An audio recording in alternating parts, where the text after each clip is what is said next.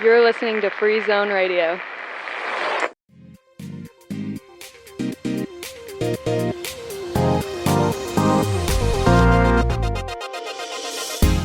For Free Zone Radio, this is With Honors, Season 2.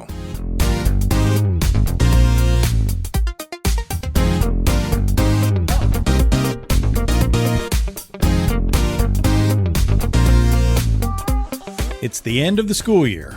The seniors have graduated, the classrooms are packed up, and we are coming to the end of Season 2. In 10th grade, we read so many things over the course of the year, and we always end the show with Hamlet. Hamlet might very well be the ultimate work of literature in the English language. It's got a little bit of everything for everyone. You like romance? Check. You like sad romance with an ugly fight at the funeral? Check. You like sword fights? Check. You like ghost stories? Ooh, check. You like stories about evil scheming politicians who commit murder and keep getting into office? Check plus. You like stories about war and international political intrigue? Check. You like pirates? Well, who doesn't, my man? Check. You like stories about brother and sister crossing the line with each other? Okay, well, disgusting, but yeah, check. You want some of the most fantastic writing that has stood the test of time, that speaks to every single living person who has ever breathed, and that totally gets to the crux of the human experience? Check. But we only have so much time on the calendar, only so many hours in the week. We spend all year reviewing the basic skills of literature and poetry and writing, and we apply them in the spring semester on the big boy and the big girl texts.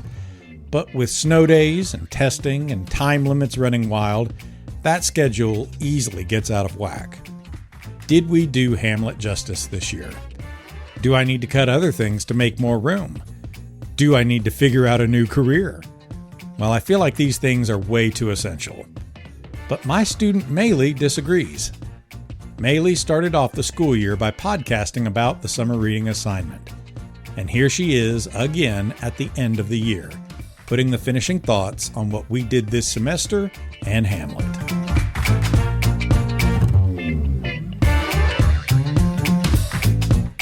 So we're talking about Hamlet today. Do you have anything specific, like a scope of things that you want to talk about with Hamlet? I want to talk about if there's a true villain in Hamlet. Is there a true villain? You don't think there's a true villain in Hamlet? No. Are you kidding me right now? Are you being real with me right now? Yes, I'm being serious. You can't say Claudius is worse than Hamlet when Hamlet killed more innocent people. Whoa. Okay. Well, we'll argue about this. We'll argue about this. Because I think I clearly can say that Claudius is worse. He's murdered people. Well, I mean, okay. Yeah, we've got things to argue. So that's going to be our big scope with Hamlet. Okay. Who's the true villain? Why do you think that that's something we need to talk about? Why do you think listeners out there, beyond our parents, beyond our classmates, why do you think they care about a topic like that? Because it never says why Claudius killed old King Hamlet. Like, for all we know, he could have abused Queen Gertrude and we wouldn't have known. Like, I'm serious, it never says. Okay. Okay. All we see is him dying.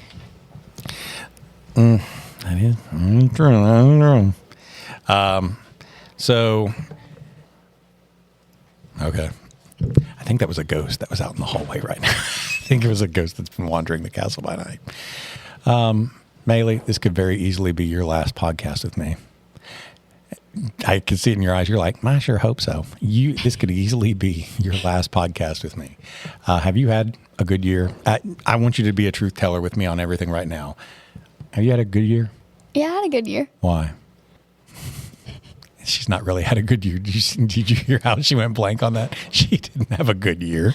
Well, I had a good year, like in all my classes or like specifically? Whatever. It could be my class. That is what I'm most concerned about, but it could be anything. Yeah. I think I had a good year specifically in this class because all of our projects aren't just like on the Chromebook, or it's not just like you print off different papers every day. We actually read the books and talk about the books and what it means. Yeah. What about overall sophomore year? On a scale of 1 to 10, how many stars are you giving it? Negative. What? Really? Why? Sophomore year? No. I hate math. Math was horrible. Okay, but that's one class. That's just one thing, right? Sophomore year, man. There's so many things that go on with sophomore. You've been driving this year, right? Like 3 times. Oh, I mean, I was trying to think of what else goes on with sophomore year. What would you say would be your highlights, though? Other than my class. I know I'm first. Well, I was going to say, in this class, I had a lot of classes that were, like, really flexible. Like, we didn't really do much. Like, we did stuff, but it was, like, you could work at your own pace and, like, do it on your own time. Yeah. So I kind of got to goof off a bunch. So. Oh, so getting to goof off at school and waste time. That was a top tier moment. That was good for you. What about cheer? It was cheer. Yeah. Okay. What about friends? Overall friends. Was good. Friends better this year than it was freshman year? Oh, I had the same one. About the same. Oh, maybe that's why it's got to change. Maybe we got to change that friend group. Did you have a job or anything this year? I tutor little kids. I never knew that about you. Who are you tutoring? Like 6-year-olds? Like 8-year-olds? Like what? Yeah, it's 3 8-year-olds. Oh, Maylee. Once a week? What do you do? I do 1 girl twice a week, 1 every other week, and 1 once a week. Yeah. What are you tutoring them in? Driving? Don't say driving. No, not driving. Don't. Do not say driving. What do you tutor them in? I tutor them in a lot of stuff like reading and math. Even though I hate math, it's different because it's 3rd grade math. Yeah. So. Also, it's you getting to be the tutor. You getting to be the guide to show them how to do things. You don't have to sit there and do it the way others are expecting you to do. Yeah. You get to be the controller of that. Yeah. Well, good for you. I've had a really good year with you all, Maylee. I have had a really good year with you all. I got to thinking yesterday about some of the stuff that happened at the beginning of the year, and I was hit with a little bit of exhaustion all of a sudden because I thought, oh my gosh, that was August.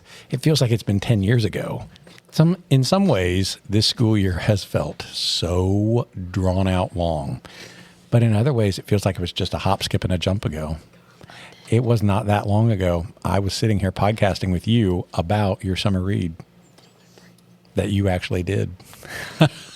It was not that long ago about that. It was not that long ago that I was getting to meet you for the first time. I don't know. It just doesn't seem like it was that long ago. I remember our summer read podcast. Yeah. Somebody didn't read the book. Yeah, that's true. That is facts. I don't know what to write in your yearbook. Well, you've had it for 3 days, child, And I've so been sitting with it. I don't know what to write. Jane also doesn't realize that she's going to do a solo podcast with me at the end of the year here. Yes, you are. Yes, you are. I come back. You are doing a podcast with me. You also live with the man who has all of this podcasting equipment. We can pod at home.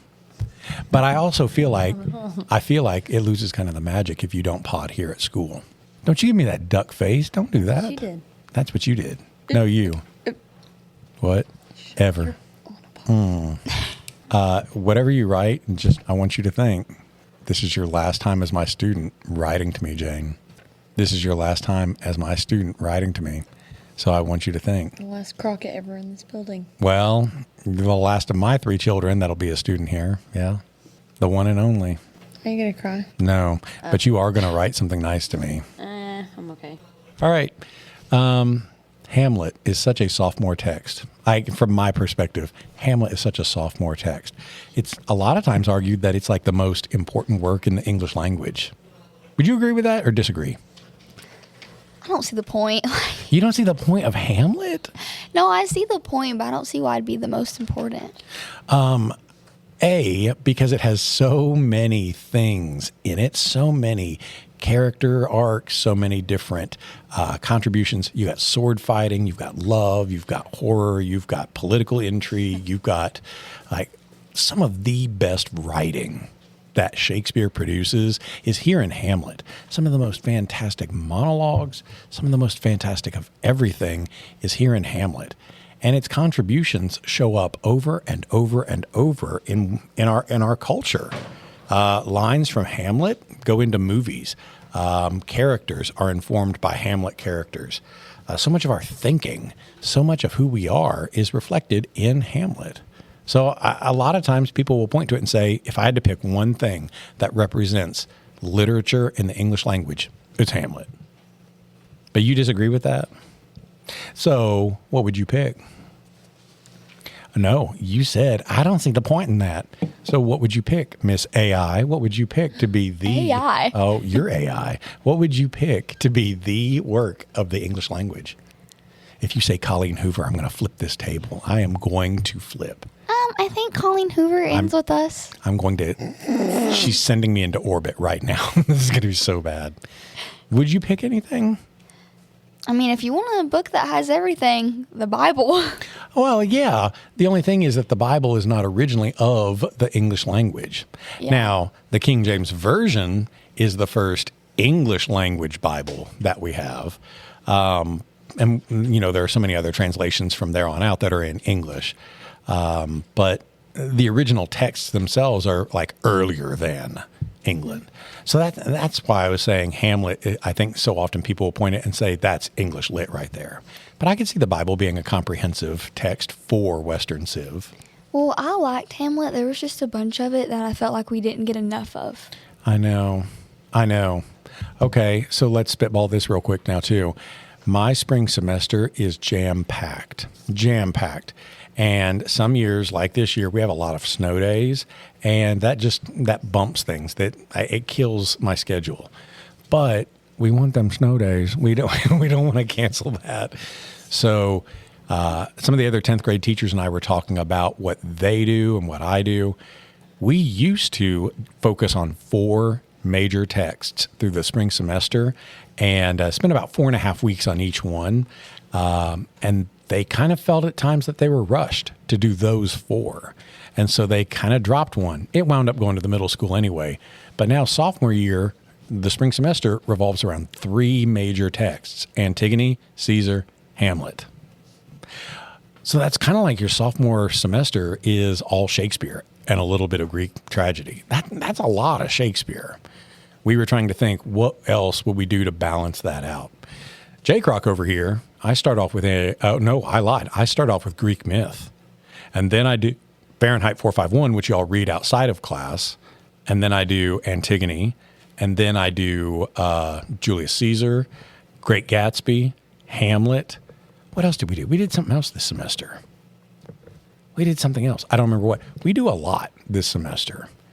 So do I eliminate some things to spend some more time with Hamlet? If you had to eliminate anything, I would say Antigone. You've got to be kidding me. No, I'm serious. Why? I just didn't really like it. It's the foundation of Greek tragedy. It's the foundation of tragedy. I just didn't really like it. Like that was one of those that I couldn't really get into. Like all the other books we've read, it's like I've had questions about it, or I've like wanted to like know more about it. Yeah. Like in Hamlet, I wanted to know more about Hamlet and Ophelia because I feel like we didn't get to spend a lot of time on that. But in that story, I just didn't really. I was just there. Wow. Okay. Well, some of the other sophomore teachers said that they had pulled their classes too, and they said that Antigone was their least favorite of the 3 that they do. But I feel like we can't let something like Antigone go. Maybe we spend less time with it. But I don't know. Do you think, in Honors 10, we tend to do 4 big reads. We do 1 in the summer, 1 in the fall, 1 in the spring, 1 in the winter. Your winter read is usually Fahrenheit 451. Should I kill it? No. No? I like that book a bunch. Okay. What about the whole Greek myth unit? Kill it?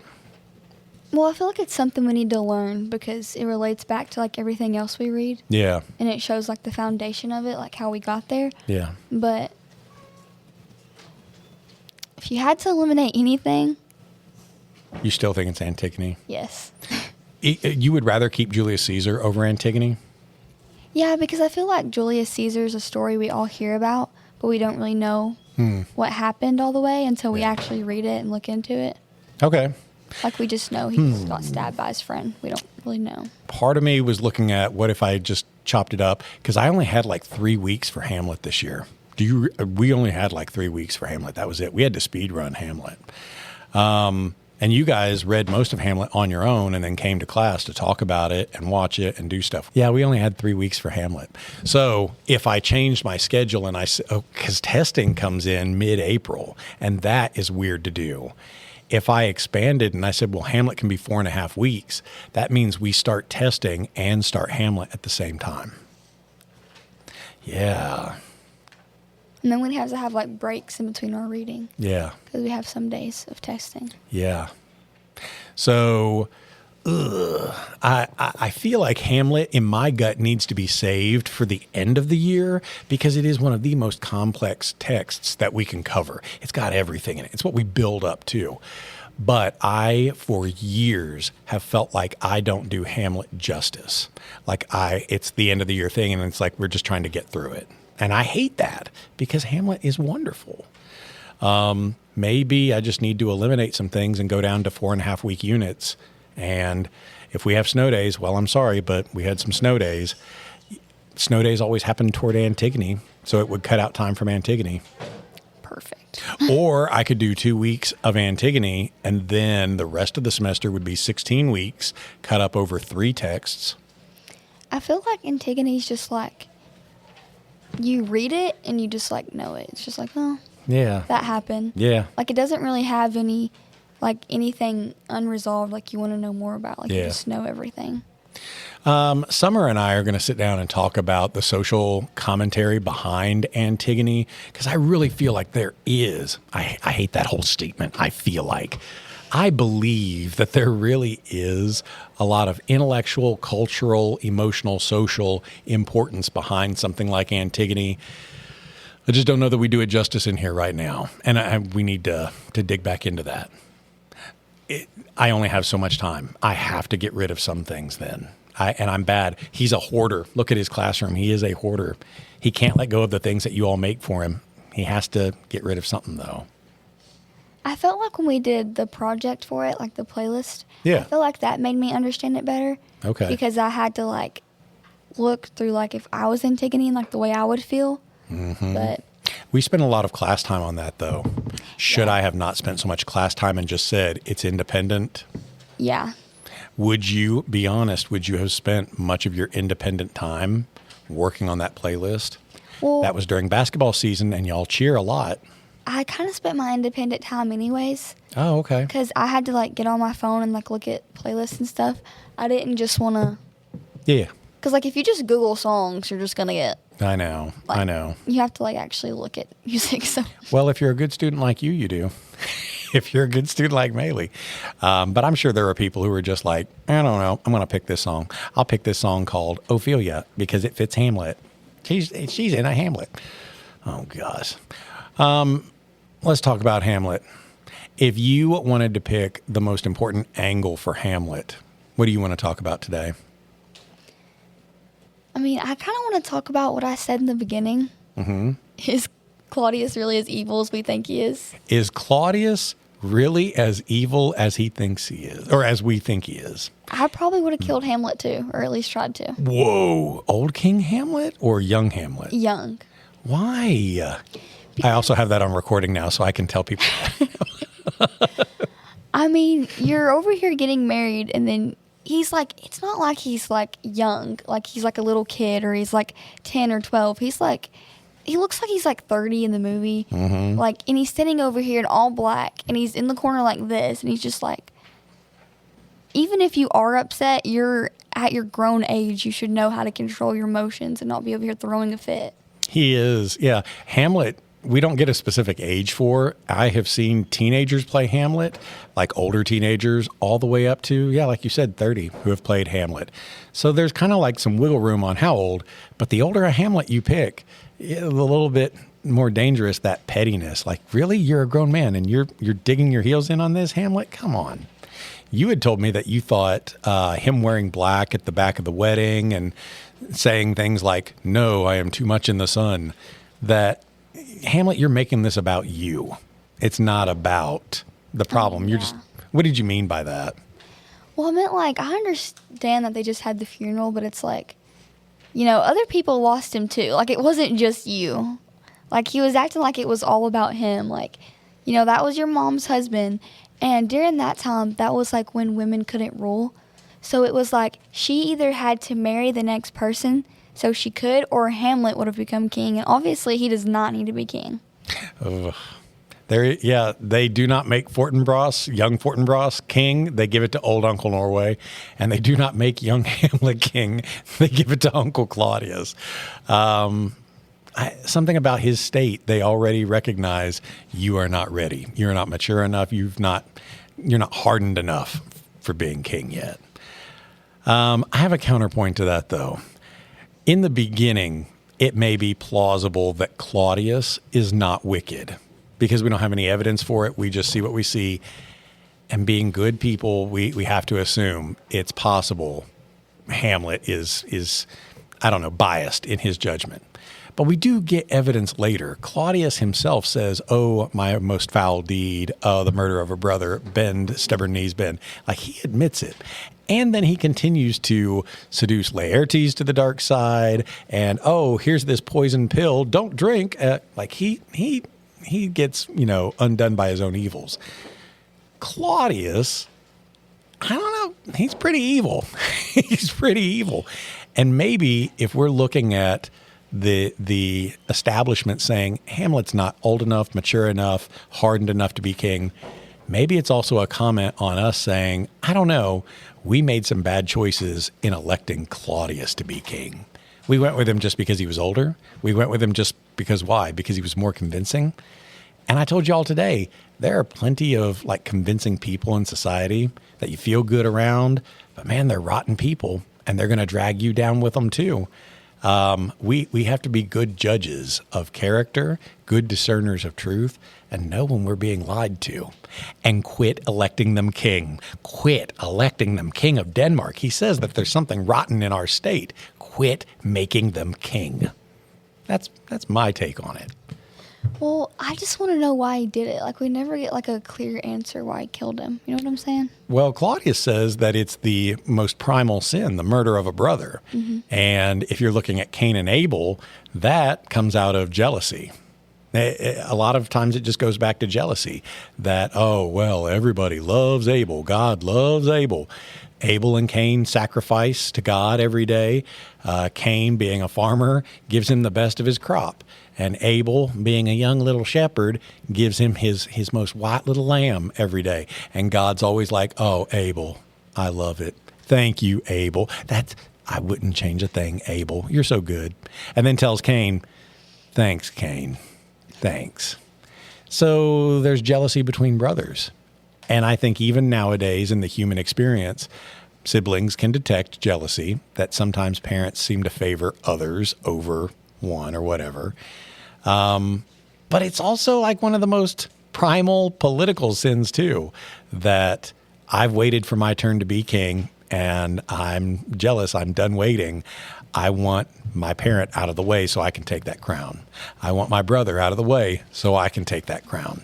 It's greed. It's ambition. It's jealousy. It's those 7 deadly sins all balled up together. I mean, that's why, right? He didn't look at this and be like, oh, we don't have evidence that Claudius looked at this and said, you are not running our state very well, old King Hamlet. I can do better. No, he wanted queen. He wanted crown. Yeah, well, it also shows a flashback of before old King Hamlet died, of Claudius and Gertrude. Yeah. And it's Yeah, because our suspicions are, how much did they know? Yeah. Were they involved beforehand?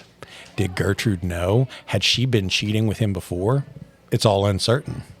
That's what I'm saying. What I liked about Hamlet was that it was all uncertain, but that's what I didn't like about Antigone. We just knew everything. Antigone really is entry level. It's really entry level. That's why we begin with it too. It's entry level theater that you can get the tragedy. All right. And not feel too betrayed. The Greeks, Aristotle had his 3 unities of time, place, and action. He said you only could have one main plot, no subplots, because we have to perform this for a bunch of Greeks in a theater and we got to get through, and They just got to get it and move on. So you don't have a lot of depth. It's only going to be an inch deep. But Hamlet doesn't have that. Shakespeare has a different, more sophisticated audience. Do you think audiences today are more sophisticated than even Shakespeare's day? Do we expect more out of our theaters, out of our studios, out of our movies, out of our podcasts, out of our books? Do we expect more content? I feel like we expect more, but like in a different way. How? We don't expect like all the plot twists. We just expect like I don't like the Scream movies, for example. Yeah. Everybody always knows who it is, like within the first 5 minutes. There's never been a time out of like all 7 of those movies I've ever watched it. Like, oh, I'm so lost. Not even the first movie. You thought you knew who the killer was in the very beginning? Yes, he was jumping through the windows. Like, well, now that you know, now that you've seen the ending of it, it's easy to stitch those details together. Oh, but let's also Scream Part 1. Is that really a deep literary text? no. I agree. So maybe our audiences are more sophisticated in ways. Do you think if we teleported somebody from Shakespeare's day to now and took them to go watch a movie like Interstellar or to go watch a movie like, I don't know what, something. What was Michael? Because that's in theaters right now. If we took them to go watch Project Hail Mary, do you think a Shakespearean audience member would be overwhelmed and lost? Or would they be like too like caught up in the realism of a movie? Well, I feel like our movies now, we don't really have that many tragic endings. Like in the Michael movie, it didn't end with him dying. It ended with him being on stage. Yeah. Like the most like tragic we saw was like the Pepsi commercial. Yeah. Which like I know all of that's like true, obviously, Yeah. but I'm saying like we always don't show like the full story most of the time on movies. We try to end on a high note, and I don't think they'd be really happy with that because they didn't really tend to do that. You prefer movies that end on a high note? No. You prefer movies that end on a low note, on sad ones. Yeah, because I feel like it makes you think about it more. I was literally just talking about that same idea to one of my former mentor teachers the other day. I said, we teach so much tragedy in 10th grade and senior English. We teach so much tragedy. And the kids sometimes are like, oh, God, why do we always read tragedy? Why not comedy? A, the flippant answer is, I mean, high school is where comedy goes to die. There's no fun here. But B, it's been my experience, it's hard teaching comedy, and the kids don't enjoy it half as much as they enjoy the tragedy. Boy, you can get behind Claudius and all of that. You can get behind all of the Hamlet tragedy. But the comedies that I've taught, people are like, meh, okay. Like how you feel about Antigone. They feel like it's just surface level. It's not too deep. So they don't connect. Yeah, we don't really get much out of it. Yeah. Do you think tragedy is more common, that everybody can understand tragedy, but not everybody's going to buy into comedy because I don't know why? Is tragedy really that universal? Well, I kind of think so because everybody experiences a tragedy at some point in their life in some way. Yeah. Let's talk about your tragedies. Let's talk about boys that you have had. Let's talk about here we go. My daughter's at the table right here. Let's talk about the men she has loved. And we'll go through a whole list of tragedies right now. You don't want to say anything about that? I'm okay. Is this my microphone? Have you turned it on? Yeah. No comment. No comment to the tragedies? He mourns the jacket. There was no love in these tragedies. It did cost me a jacket. It did. I don't regret Cost him a that. jacket. I don't begrudge that jacket one bit because you know what? Feller needed that jacket. Good for him. Yes. I'm proud. I'm happy that he took that jacket. I also was not the one that brought that into the house, Addie Cress. I also was not the one that brought that into the house. You accepted it. The things we do for our children. The things we do for our children. I'm just saying. All right. So Hamlet, 1 to 10. What would be your score for Hamlet compared to everything else we've read this year? Compared to everything else, Yeah. probably a 9. A 9. Is there anything this year that we've read that you think I would place that above Hamlet? Full 10? I really liked Project Hail Mary. I Yeah. really liked it. The book or the movie? The book, I fell asleep during the movie, I'll be honest. Yeah. I do think the movie is fantastic, but if I had to compare Interstellar and Project Hail Mary, I still Interstellar every time. I think there's just a lot of points in Project Hail Mary where they didn't show how, like, they tried to make it more of a comedy, I feel like. I do love it, though. What about Tomorrow? You're not going to give that a 10? No. Wow. I liked it and felt like probably a lot of more people could relate to it because it's like, it's everyday life. Like, you're not in space Yeah. becoming best friends with an alien. Yeah. But it's also like, It also begins the year with tragedy. It also begins the year with a Shakespearean connection because there's Shakespearean references in there and there's aspects to that. This summer, my honors kids are going to be reading two different things. They're going to read The Odyssey and The Alchemist. Are you familiar with either of those? is the Odyssey the one where it's like his wife? Yeah. Yeah, Penelope. Odysseus has spent 10 years or more away at sea fighting the Trojan War for the Achaeans, and now the war is over. It's finally time for him to come home, but he spends so much time trying to get back to Ithaca. He is beset by punishment from the gods, monsters, fate, everything. He is what we call a man of constant sorrow. And his wife is waiting for him to return. Mm-hmm. All these suitors are swarming the house saying, he ain't ever coming back. You got to marry one of us. They're eating his food. They're sleeping in his house. They're threatening to take his wife. His son, Telemachus, is there waiting for him. And none of these suitors will listen to him. But Odysseus has to get back home to Penelope. The Alchemist is a really short book, but I really want you to read it sometime, Maylee. It is one of the most inspiring books that I've read in the last 10 years. It's a short book, so you'd like it. It's a short book, but it also has so much meaningfulness packed into it. And it's also about a kid who's about your age, and he's just a shepherd boy who has a dream that God has told him, your treasure, you will find it at the pyramids. Well, I live in Spain. I ain't in no Egypt or anything. I don't even know how to get to Egypt. How am I supposed to do that? But he's got this dream that tells him you will find your treasure at the pyramids. And so he has to give away his flock. He has to go by foot here. He gets caught up there. He gets beset by this. He meets so-and-so. And it's obstacle after obstacle. And then often we find out that the so-called treasures in our life are not what they were all cracked up to be. And maybe the real treasure is something we left at home. Maybe the real treasure are the friendships we made along the way. The real treasure is not at the end. Oh my gosh. They're really going to mow right now while I'm recording. Craziness. It's our first day of school in July.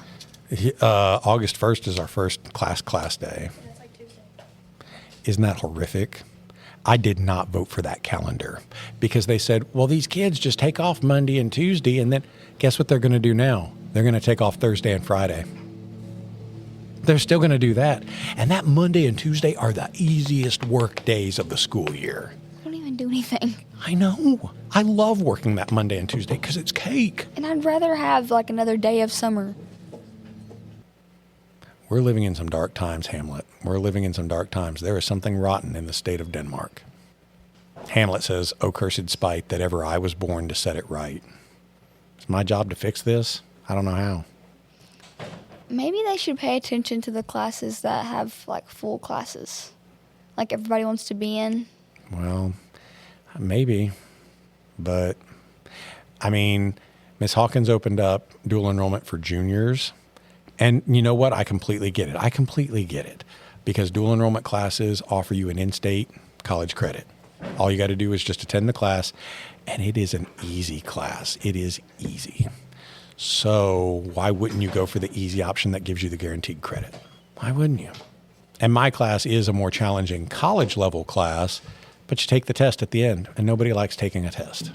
So it's like, I don't want to. And if there's only so many interested in her class and only so many interested in mine, they don't know that they can justify both. I don't know, so I have to quit. And I don't know what I'll do. This is some sad stuff. So this is Hamlet. This is why we read Hamlet. Well, this is also why we need to teach comedy. This is why we also need to teach comedy. Here at the end, Maylee Graham, I'm really grateful for you. I am really grateful for you. I'm going to go ahead and say that now so that nobody else in our sophomore class can hear me say it because they don't listen to my show. Hey, whatever. I'm really grateful for you. I'm glad I got to have you this school year. I wish I had had Maylee in class. I wish I had had Maylee. If Miley's listening to this, you loser, you should have been in here. You should have been in here. But I'm really grateful. I'm grateful I get to sit next to Dee Dee and all your all's folks and everybody at the games. Hopefully I still get some basketball tickets this next year. Hopefully. I hope so. I will fight people for White County basketball tickets, you know. Dee Dee was enraged when she got those. Really? Yeah. Enraged? Why? Because she called like 30 times. Oh, yeah. Like, it's tough to get them. Yeah, she wasn't going to give up, though. Good. She got them. I adore Dee Dee. Well, I'm grateful to have had you, and I'm grateful to have had this class. There are some years that you really click with a class, and some years that's okay, that whether you do or don't. Try to get you fired. Yeah, and sometimes they try to get you fired. I did have a class that my first ever honors class was split up between 3 different teachers, and I had like maybe 15 kids, something like that. But they really meant a lot to me, and it's been crazy to see where they've gone in all the years. One of them passed away last year, and one of them has gone on to do this, and one of them is going through some dark times with this. Like you never lose these kids, right? They stay with you. They'll always mean a lot to me, especially because they were the first. And then there was a class that came along that just knocked it out of the park, and they called themselves my inner circle. They were the first class that I read The Hobbit with, and I still talk to them to this day. I followed them where they go around the world. And then I had a class of, 4 years ago, I had a class that I thought it'll never get any better than this. They are the most amazing people. And then look, I had you all this year too. Like every so often you get classes that you just really connect with. I was lucky to have a class with my daughter and her friends in it. I was lucky to have these classes that you just really click with. And so I'm grateful for you, Maylee. I'm grateful. You have any big plans for this summer? My gosh. This is the award-winning content that I'm known for. I ask her a lowball question, and she goes, Well, I'm uncertain yet. I want to go to this camp, but I'm not sure if I got into it. Yeah. It's to be a counselor at a special needs camp. Dude, that's awesome. You are like the most generous. You are so kind. That is a good-hearted person. Addie Chris says no, but that's fake. Yeah. So big plans, you're going to travel anywhere? You're going to do your camp. Hopefully you're going to do your camp. Are you going to travel anywhere? I'm going to Florida in July. Florida. Do y'all go to Florida every year? Yeah, we go to like tiny parts of it though. Yeah. Like, we don't go to like Correct. Florida. I hate those corners of Florida. I absolutely hate that. Yeah. You're a Miami guy? No. Actually, last year was the first time we've ever been to Florida. We usually go to like a different beach when we do. There's just different ones we go to, but it's the same kind of less touristy aspect that I'm looking for. And last year, I wanted to go to. It was not Port St. Joe, but we wound up pretty close to Port St. Joe. There. Yeah. What was it that I was? It was around Cape San Blas, Port St. Joe. There was something else down there. But yeah, I really liked that corner of Florida. It was nice. I do not like Panama City. I do not like Panama City. But my sister-in-law has a house down in Panama City. So it's free for the family to stay there, but you got to put up with Panama. You got to put up with the PCB. That's the only downside. No. My daughter just had the audacity to ask, are we going to the beach this year? We have a wedding to do at the end of the month. Somebody's going on a 10-day trip to Greece and Italy. We have a car to figure out, college to begin. I meant to Panama City Beach at Crystals. You can go, but I'm not going to PCB. PCB meth. I'm not doing any of that. No, I don't like that. Well, I hope you have a good summer. Our hero's path is coming back full circle to the end. We met in the summertime, and now it's coming back to the summertime. We're going to leave in the summertime. But well, I hope I see you again next year. I hope you come around. I hope that you, Little Journalism, come up here to podcast with us sometime. It would be nice. Maybe you'll read something in the next year. Do you think you'll read a book in the next year? I usually read during the summer. Do you really? Colleen Hoover? Is that who? No. Frida McFadden? You like the AI fiction? I don't know who Frida McFadden is. The Housekeeper? That movie that just came out, The Housekeeper? I watched that movie. That was so weird. Well, that book is like a top 10 seller. Really? Oh, yeah. I think she has AI writer stuff for you. So you would probably love it.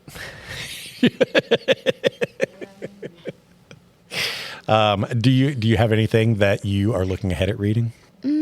What's that one book? I just bought it off Amazon. It's like The Secret Society or something. Secret History or something. Oh, come on. It's a white book, and it's got like black on the sides, and it's like... Do you remember what it's about? Yeah, I read like the first few pages of it. It's like they're in this secret club, and it's this one guy. He's from like a small town. And Okay. I don't know. The title, it started to remind me of something, but Coach Haston and I are reading The Lord of the Rings this summer. And right over yonder is the first book, Fellowship of the Ring. You could read Fellowship of the Ring with us this summer. Is it worth Maylee. it? Oh, my dude. It is. You would hate it because you just would. But it's fantasy. But yeah. It's foundational fantasy. It's foundational adventure. Lord of the Rings. It's the precious. I think Mr. Haston said Appalachian themed yearbook next year. Boy, he knows. He's got a type, doesn't he? Yeah. He really has a type, doesn't he? And I was like, no, you're lying. We're not doing that.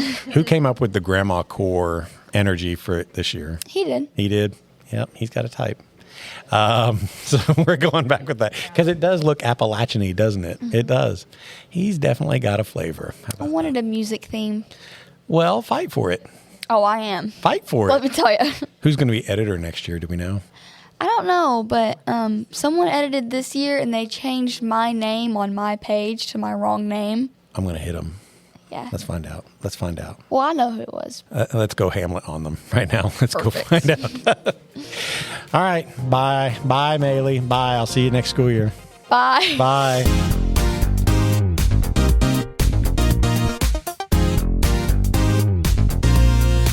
And this is it. Only one more episode to go. This week we're putting the capstone finish to Season 2. You'll hear a final few voices this week, and then it's on to summer break. We won't be recording as a class again, unfortunately. That book is closed on this group. And man, what a group they were. One of my absolute all-time favorite classes. But we still have content to churn out, and you'll still hear bonus episodes throughout the summer. My co-teachers and I will pop in occasionally to discuss the summer reading assignments for Honors 10 and AP Lit. Honors sophomores are reading The Odyssey, the epic quest originally told by Homer and retold here in graphic form by Gareth Hines. It's also getting a new movie by the one and only Christopher Nolan. They're also tackling one of the most feel-good, inspiring novels ever written, The Alchemist by Paulo Coelho. AP Lit is spending the summer with two classics, The Kite Runner by Khaled Hosseini and The Importance of Being Earnest by Oscar Wilde. One is the heart-wrenching story of childhood friendship ripped apart by war, sins, and the search for redemption.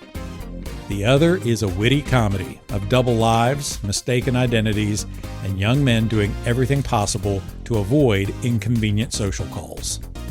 And we can't forget about the big summer read, starting this week. We're spending the summer with The Lord of the Rings. With Honors is a Free Zone radio production, produced here in Sparta, Tennessee. You can find more of our shows here on Spotify, YouTube, Apple Podcasts, wherever you listen to great content. Check out our new show, Second Stage, premiering this season, as well as our brother podcast, A Deadman's Books and Haston Curation.